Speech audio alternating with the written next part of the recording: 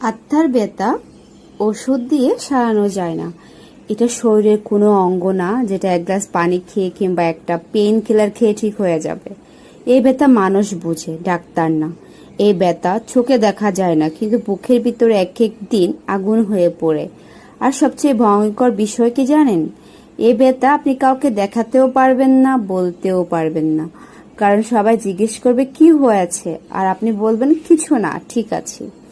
হয়তো কেউ চলে গেছে যাকে ছাড়া জীবন কল্পনাই করতেন না। হয়তো কেউ এমন কথা বলেছে যেটা আপনার ভিতরে একদম ভেঙে দিয়েছে। হয়তো আপনি নিজেই নিজের কাছে হেরে গেছেন বারবার। এই ব্যথাগুলো শরীরের না, আত্মার। আর আত্মা ব্যথার কোনো এক্সরে হয় না, প্রেসক্রিপশন হয় না। এই ব্যথা সারাতে সময় লাগে, একাকিত্ব লাগে, কিছু অশ্রু আর অনেকগুলো নিঃশ্বাস। তাই যদি কারো হাসির আড়ালে কষ্ট লুকানো থাকে, তাকে একটু বুঝতে চেষ্টা করুন। কারণ আত্মার ব্যথা শুধু অনুভব করা যায়, চিকিৎসা করা যায় না। লিখেছেন তাহমিনা আক্তার লিলি। খুব সুন্দর করে আমাদের বাস্তব জীবনকে তুলে ধরেছেন।